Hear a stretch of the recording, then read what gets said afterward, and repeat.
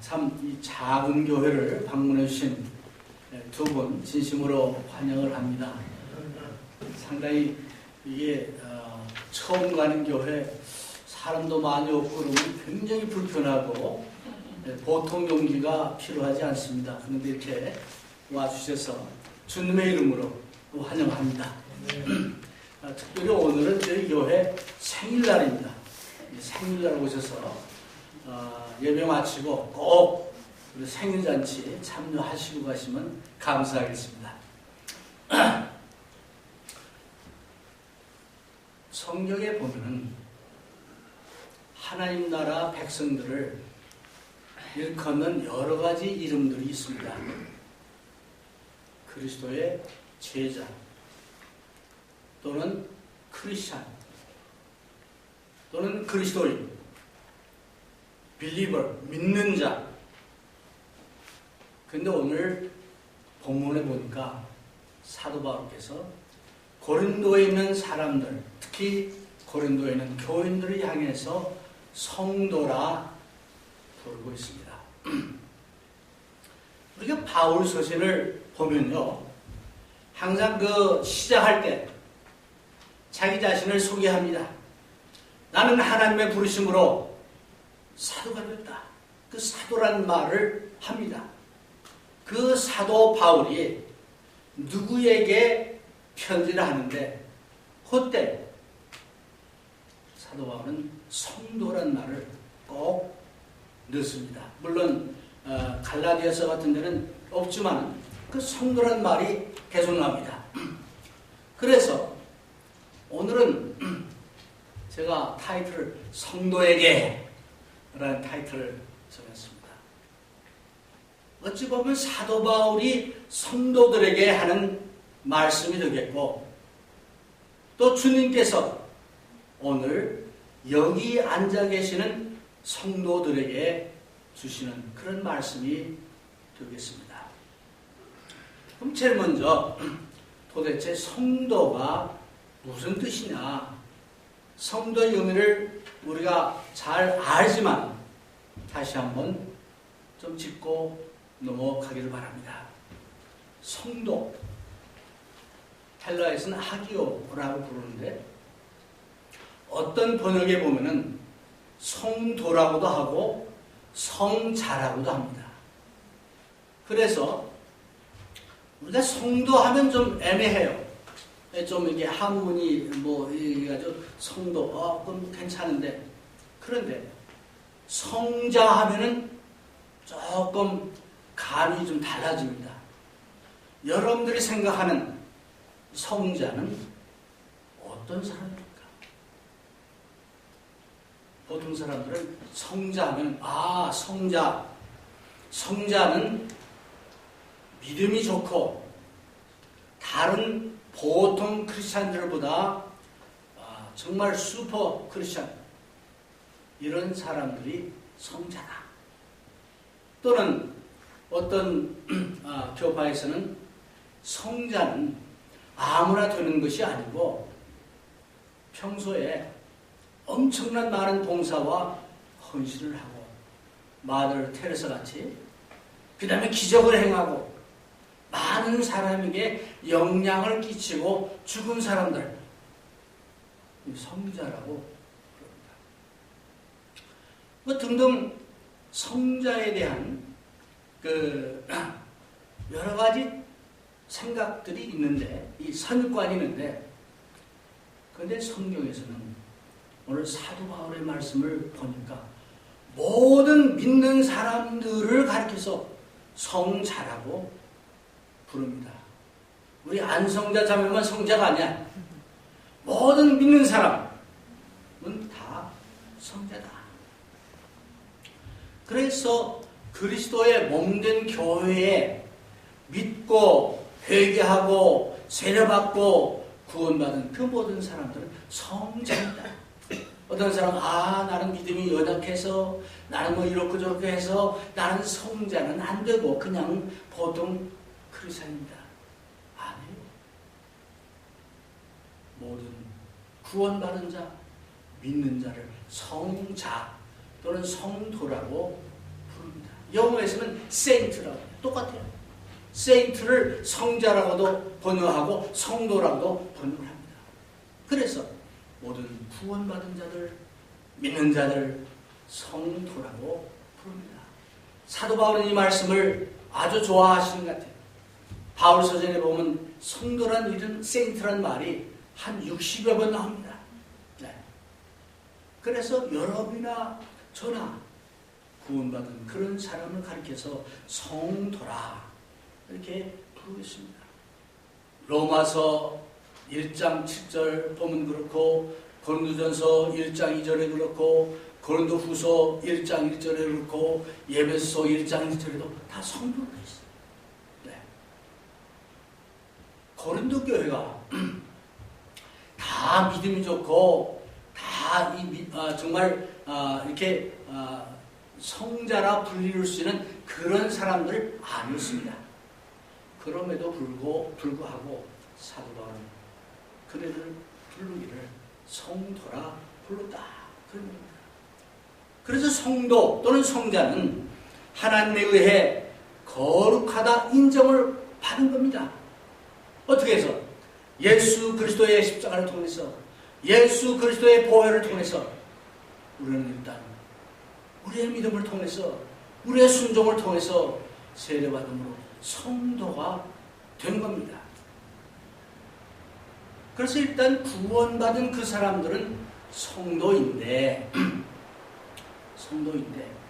그 성도도 이제 그냥 그 자리에 계속 있는 것이 아니고 하나의 그 타이틀처럼 일단 받긴 받았는데 그 성도가 성도로서의 삶을 살도록 성경은 계속 가르치고 있습니다. 그래서 그 말을 좀 신학적인 말로 딴 사람들은 성화라 얘기합니다. 성도가 된 사람들이 말씀을 통해서 훈련을 통해서 성화되어가는 그런 것을 이제 말합니다. 오늘 에베소서 4장 그 1절 말씀에 부르심에 합당한 삶을 살아. 그런 얘기죠. 이게 성도로서 삶을 살라고 얘기하고 있습니다. 에베소서를 공부해 보면은 1장에서 3장까지는 하나님의 축복이 얼마나 크고 또 하나님의 참 자녀가 된 것이 얼마나 중요하고 뭐 등등 이런 것이 나옵니다.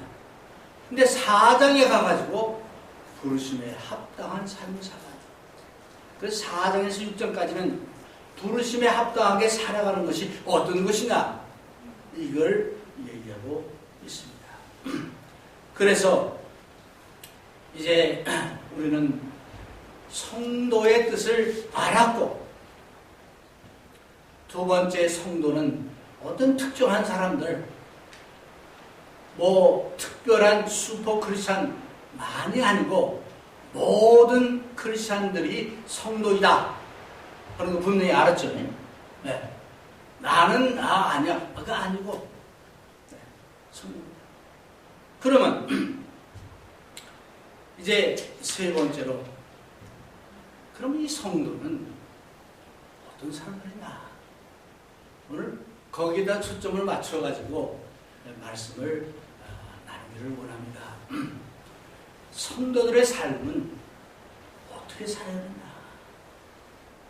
사도 바울이 막연하게 성도로 살라 하지 않고 에베소서 또는 골로새서에 보면은 성도의 삶을 아주 구체적으로 가르쳐 주고 있습니다. 오늘은 시간 관계상 그 에베소서에 나와 있는 에베소서 4장 1절에서 3절에 나와 있는 성도들의 그 갖춰야 할 것, 살아야 할 것, 그런 그 자세를 다시 한번 살펴보기를 원합니다. 원문으로 다시 돌아갑시다. 에베소서 4장 성경 여러분들 있으면 펴시고 4장 1절에 보니까 그러므로 주 안에서 갇힌 내가 너희를 권하노니 사도 바울이 지금 감옥에 있습니다. 그래서 너희를 권하노니 너희가 부르심을 입은 부름에 합당하게 행하여 하면서 부름에 합당하게 행하여 라고 하면서 부르심에 합당하게 행하는 것은 어떤 것이냐 하는 것을 2절부터 3절에 이제 말씀하고 있습니다. 5가지를 얘기하고 있는데 제일 첫 번째 2절 보니까 모든 겸손과 그랬습니다. 겸손이면 겸손이지 모든 겸손은 또 뭘까? 사도 바울이 뭐 형용사를 좋아해가지고 모든이라는 말을 또 여기다 넣은 겁니까? 제 생각에는 사도 바울이 겸손하되 모든 어떤 상황에 있어도 어떤 상황 하에 있어도 겸손하라. 아마 그런 의미를 이제 내포하고 모든 겸손한 말을 한 게 아닌가 생각합니다. 겸손은요, 자신을 바로 아는 데서부터 시작됩니다. 내가 얼마나 부족한 존재이고 내가 얼마나 연약한 존재이고 또 내가 얼마나 하나님의 도우심이 필요한가를 깨닫는 그 사람이 겸손할 수 있습니다. 내 자신이 얼마나 이기적이고 내 마음이 얼마나 추잡하고 내가 얼마나 연약한 것을 알 때 겸손해집니다. 그래서 사도 바울 같은 사람은 내가 보기에 정말 좀 자랑할 수도 있고 내세울 것도 많이 있는 사람입니다. 공부도 많이 했습니다. 체험도 많이 했습니다. 그런데 그 사도 바울이 자기는 죄인 중에 교수라, 가장 낮은 자다라고 얘기했습니다. 이건 그냥 이 립 서비스 말로만 하는 것이 아니고 바울은 정말 그렇게 생각했어요. 그래서 바울은 바로 이제 그런 겸손한 마음으로 주님을 섬겼고 복음을 전했습니다. 그런데 이러한 겸손한 마음이 어디서 나오겠습니까? 나하고 다른 사람을 많이 비교하는데 비교할 때 나보다 못한 사람하고 비교하지 마세요. 나보다 나은 사람하고 비교할 때 내가 부족하구나, 내 힘이 없구나 알게 돼요. 겸손해집니다. 어떤 사람은 뭐 화가 날지는 모르겠지만 겸손해집니다. 그런데 우리가 목표를 하고 닮기로 원하는 분은 누구예요? 예수 그리스도예요. 예수님이 말씀하기를 나는 온유하고 겸손하니 그랬습니다. 그 예수님의 겸손과 나의 겸손을 비교할 때 우리는 택도 없이 부족한 겸손한 자들입니다. 네. 그래서 예수님의 겸손과 한번 여러분의 겸손을 비교하면서 살아가시길 바랍니다. 뭐 이 정도면 됐지, 내 믿음이 이러면 됐지, 그게 아니고 나는 정말로 부족하다. 그래서 심령이 가난한 자, 애통하는 자가 되어서 자신의 부족함을 애통해하고 정말 가난한 마음을 가질 때 그 사람은 성도라 부르심을 받기에 합당하게 되는 것입니다. 이제 그래서 여러분이나 저나 이제 참 교만할 때, 교만한 마음이 들을 때마다 주님의 겸손을 생각하면서 우리가 겸손한 자가 되기를 바랍니다. 두 번째 보니까 모든 겸손과 온유로 하고, 모든 온유, 온유란 말이요, 나긋나긋하다, 순하다 이런 의미입니다. 그래서 그런지 많은 사람들은 온유한 사람은 연약하고 뭐가 좀 부족한 그런 사람으로 인정해 봅니다. 그런데요, 그 그리스 철학자 아리스토텔레스는 온유란 말을 어떻게 얘기했냐면 아주 강한 짐승, 강한 가축인데 훈련을 잘 받은 강한 짐승, 그런 말을 했어요. 그게 온유하다. 네. 그래서 이제 우리가 강한 짐승으로 훈련이 잘 된 그런 사람이 온유한 사람인데, 이제 우리가 세파트를 보더라도 외부 사람한테는 얼마나 무섭습니까? 막 이러는데 주인한테는 또 순한 양이야. 그냥 주인한테 애교를 떨고 뭐 꼬리를 치고 그렇습니다. 근데 외부 사람이 보기엔 그렇잖아요.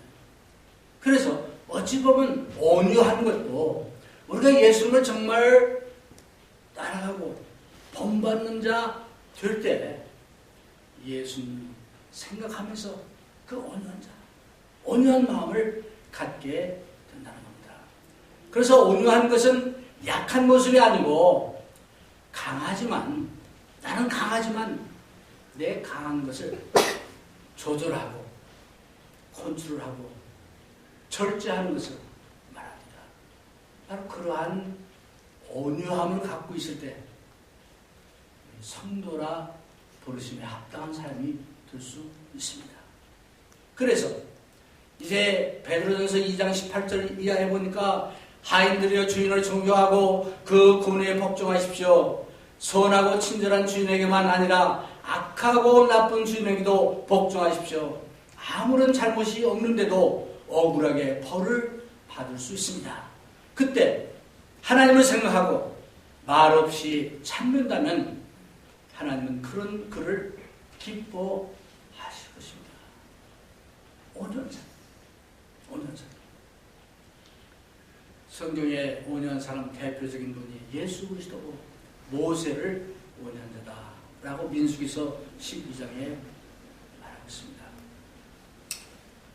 그럼 어떻게 온유한 사람이 될 수 있습니까? 하나님의 뜻에 순종할 때 온유한 자가 될 수 있습니다. 어떻게 온유한 자가 될 수 있습니까? 나의 부족함을 알고 겸손한 마음을 가질 때 온유한 자가 될 수 있습니다. 무엇보다도 온유한 예수님을 사랑하고 주님을 본받는 자 될 때 온유한 자가 될 수 있습니다. 오늘날 교회 내에도 많은 문제가 생기는 것 중에 하나가 뭐냐? 온유한 자들이 적어서 온유한 자, 온유한 마음 정말로 중요합니다. 세 번째로 보니까 오래 참음으로 오래 참음을 얘기합니다. 아픔이나 고통을 불평하지 않고 견디는 것, 악조건 하에서도 참고 견디는 것. 어떻습니까? 우리 1세 이민자들로서 참 나이 드신 분들은 다 미국에 와서 외로움도 겪었고 억울함도 겪었고 여러 가지 많은 것을 겪고 오늘 이 자리까지 왔습니다. 어떻게 보면 오래 참는 것을 여러분이나 저나 많이 체험을 했습니다. 그럼에도 불구하고 저도 이제 나이가 들 만큼 들었는데 이 오래 참지 못하고 그냥 이렇게 올라오기 때문에 성도로서의 삶을 이제 잃어버리고 또 성도로서 정말 우리가 오래 참음을 통해서 받는 하나님의 축복을 받지 못하는 그런 경우들이 많았습니다. 오래 참는 사람은 서두르지 않습니다. 충동적이지 않습니다. 어떤 장애물이나 뭐 반대가 있을 때 이제 안 돼. 할 수 없어. 그러지 않아요. 오래 참기 때문에. long suffering 가운데서 인격이 향상되고 또 우리 인격이 다져지고 예수님을 더 참 바라보며 닮아가는 그런 것이 오래 참음의 정이다. 이제 살아가면서 특히 오늘날은 왜 이렇게 뭐 바쁜지요, 이렇게 뭐 급한 일이 많은지요. 너나 할 것 없이 너무 급합니다. 이게 참지를 못해요. 참지 못하기 때문에 일어나는 많은 불행한 일들이 있습니다. 왜 그렇게 급할 때는 이렇게 빨간 신호등만 걸립니까? 여러분 그런 경험 못했어요? 급한데 지금 교회 늦었는데 이상하게 그냥 그런 날은 또 잘 걸려요. 마음이 급합니다. 네. 왜 급한 일이 있는데 중요한 일이 있는데 그때 전화하면 통화 중에 계속 빨리 받아줘야 되겠는데 왜 안 받아? 그럼 나도 모르게 박치는 상대방 와이프는 지금 딴 것 때문에 뭐 하고 있는데 왜 맨날 전화질 해가지고 이렇게 안 받느냐? 그럴 수 있죠. 왜 모처럼 큰 맘 먹고 와이프한테 뭐 좀 잘해줬는데 그날따라 또 와이프가 기분이 안 좋아가지고 네? 그런 날이 있어요. 그럼 나도 모르게 네? 여러분 우리가 오래 참을 때 나와 다른 사람, 나와 다른 상황을 가능하면 보지 말고 나와 하나님을 바라보는, 하나님을 생각하는, 예수님을 생각하는 그런 자세를 가지라. 네. 그럴 때 내가 상황과 이제 어떤 뭐 하는 것이 아니고 내가 다른 사람과 이 문제가 아니고 이 상황까지도 주관하시는 하나님이 있지 않냐. 그런 생각을 하면 이 급한 마음이 수그러들 수 있다. 그런 얘기입니다.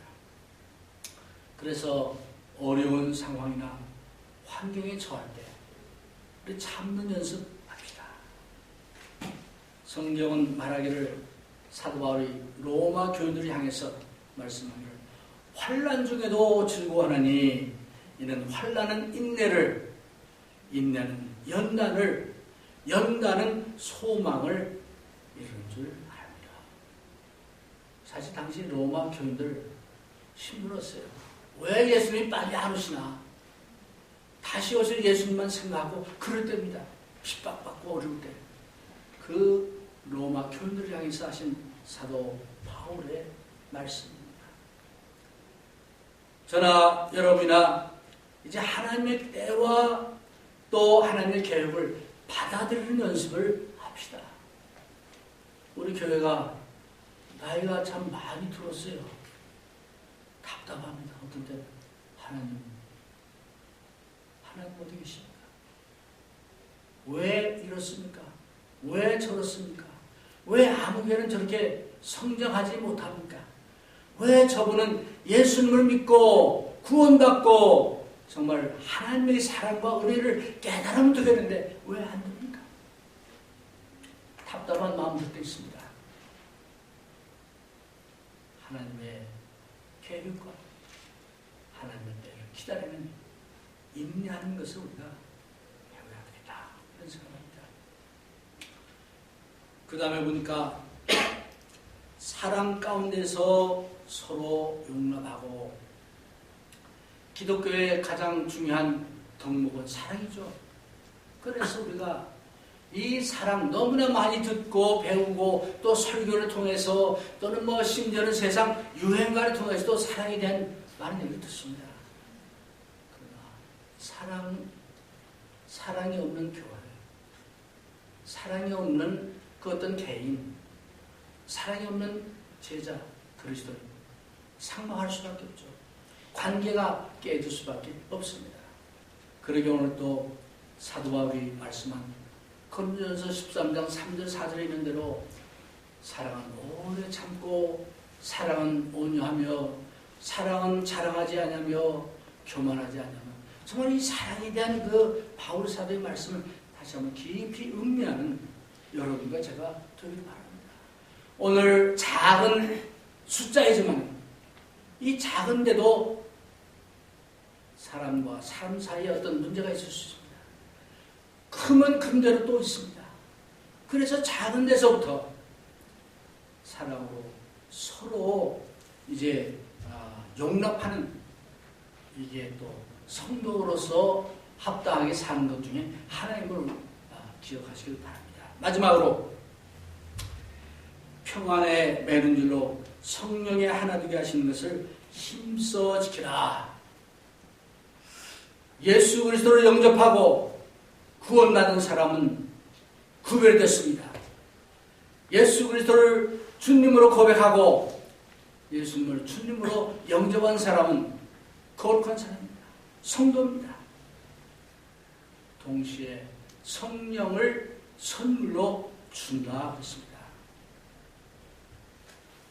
어떻게 보면은 여러분과 제가 만날 수 있는 확률이 참 적어요. 안 그렇습니까? 태어난 곳도 다르고 배경도 다르고 뭐 여러 가지 그 환경이나 이런 것들이 다르고, 그런데 그 다른 사람들이 멀리 미국까지 와서, 미국도 많은 큰 도시가 있는데 이 작은 흑요르드 이 도시에서 예수 그리스도의 이름을 우리가 만난 거예요. 우리가 서로 다르지만은 예수님의 성령을 통해서, 그리스도의 영을 통해서 우리는 한 가족이 됐습니다. 하나님의 가족입니다. 예수님이 없었더라면 어떻게 만났겠어요? 네. 그래서 그 성령으로 하나님이 맺어주신 이것을 힘써 지키라 라고 했어요. 결론의 말씀을 드립니다. 지난 19년을 이렇게 가만히 돌아보면은 좋았던 일, 나빴던 일, 슬펐던 일, 기뻤던 일 또 많이 있습니다. 그럼에도 불구하고 하나님은 살아계시고 오늘도 여러분과 저를 사랑하십니다. 그 하나님께서 우리를 거룩한 자라 부르시고 성도라 부르십니다.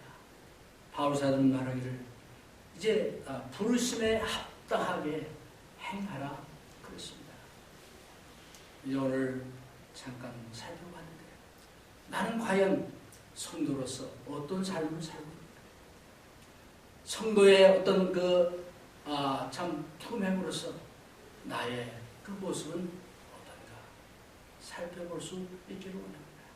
그래서 지금은 내가 이 자리에 있지만 내년 이 순간에는 이 정도 더 발전하고 더 주님을 닮아가는 그런 여러분과 제가 될 수 있기를 원합니다.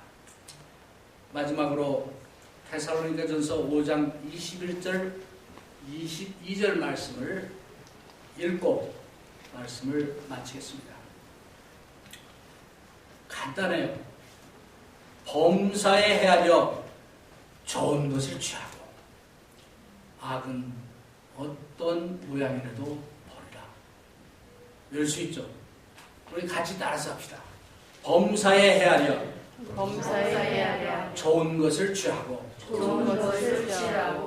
악은 어떤 모양이라도 버리라. 감사합니다.